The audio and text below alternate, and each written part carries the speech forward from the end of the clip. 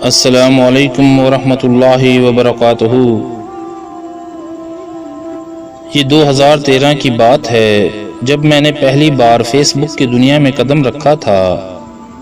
مجھے نہیں پتا تھا کہ فیس بک پر کیسے کیسے لوگ ہوں گے، یا کس طرح لوگ جھوٹ کا سہارا لے کر دوسروں کے جذبات کے ساتھ کھیل جاتے ہیں۔ ایک تو میں بہت سیدھی اور معصوم سی لڑکی تھی، دوسرا مجھے فیس بک کی دنیا کے پیچ و خم کا کچھ پتہ نہ تھا۔ بہرحال اپنی کہانی سنانے سے پہلے میں اپنا مختصر تعارف بتانا چاہوں گی۔ میں 6 بھائیوں کی اکلوتی بہن تھی۔ ماں باپ کی بہت لاڈلی، بہن کوئی نہیں، اس لیے تمام بھائیوں اور ماں باپ سب کا پیار میرے لیے تھا اور میری ہر خواہش پوری کر دی جاتی۔ میرا تعلق ایک دیہاتی ماحول سے ہے جہاں ہمارے خاندان میں لڑکیوں کو پڑھانے کا کوئی رواج نہیں، مگر میری خواہش پر میرے والدین تمام خاندان سے بغاوت کر کے مجھے پڑھاتے رہے، اور اس تمام دور میں میں اپنے ماں باپ بھائیوں کا بھی بہت خیال رکھتی۔ ہمیشہ سے میری یہی کوشش رہی کہ میری وجہ سے میرے ان عزیزوں کو کوئی دکھ نہ ملے، اور حقیقی دنیا میں اس میں کامیاب بھی رہی۔ تعلیم سے فارغ ہو کر میں نے اپنے گاؤں کے مقامی چھوٹے سے اسکول میں بچوں کو پڑھانا شروع کیا، اور پھر ایک دن میں نے فیس بک کی دنیا میں قدم رکھا۔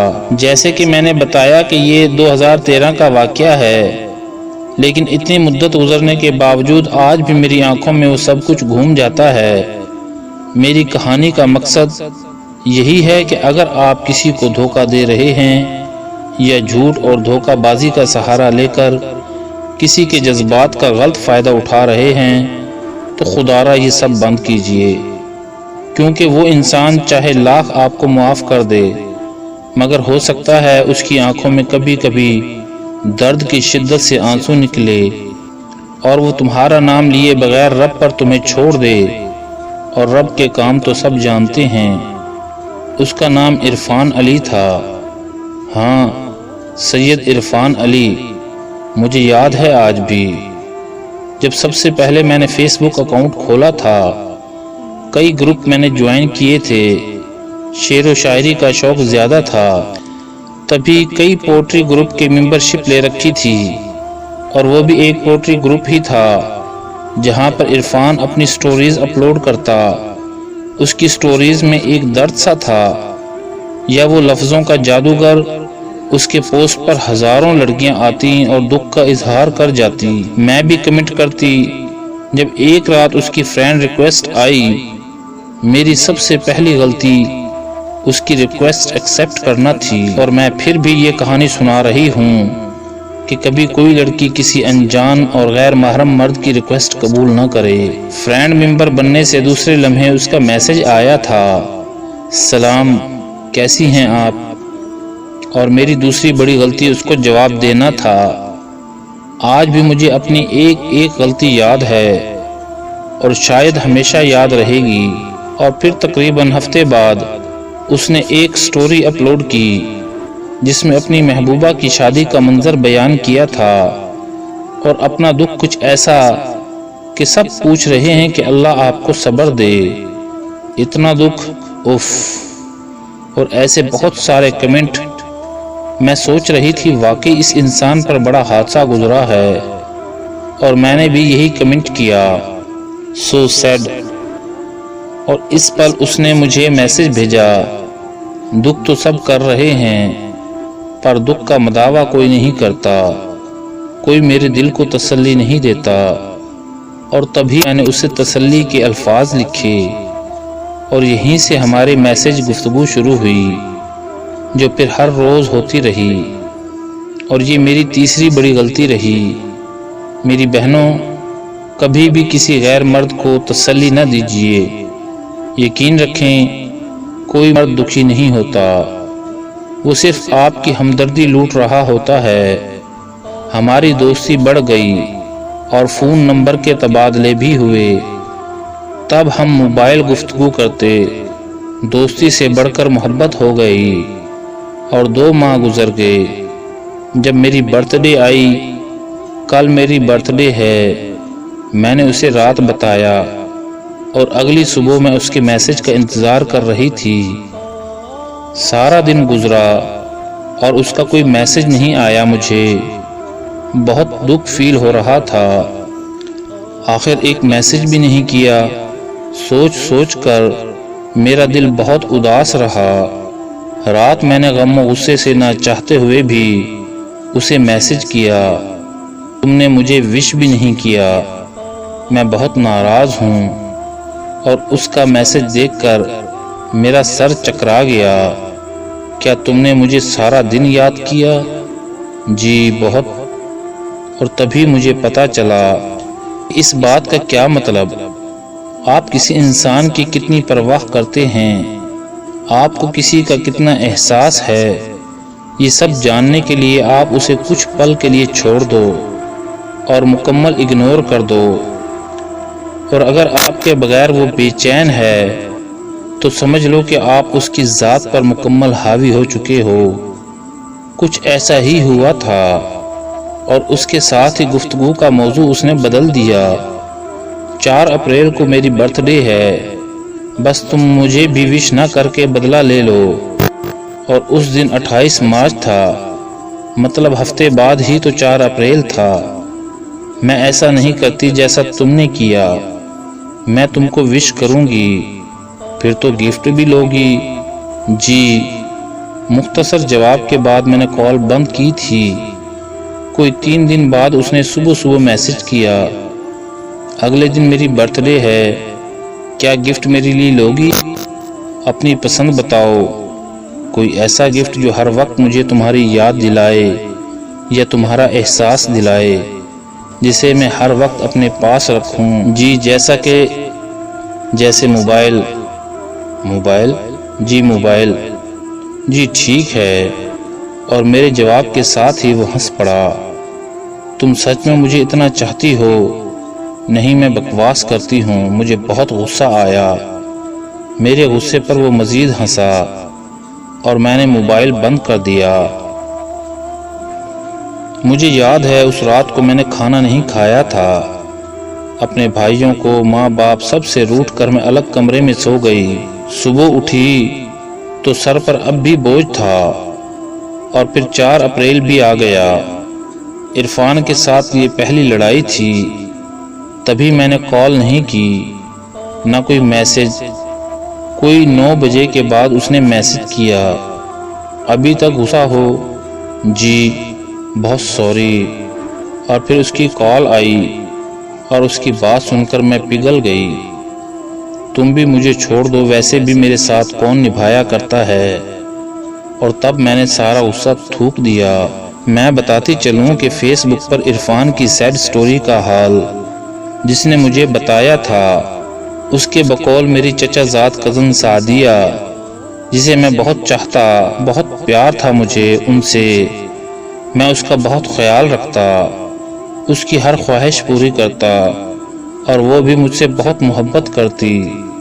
5 سال تک میں اس کے آگے پیچھے پاگل کتے کی طرح بھاگتا رہا، اس کا ہر طرح سے بہت خیال کیا۔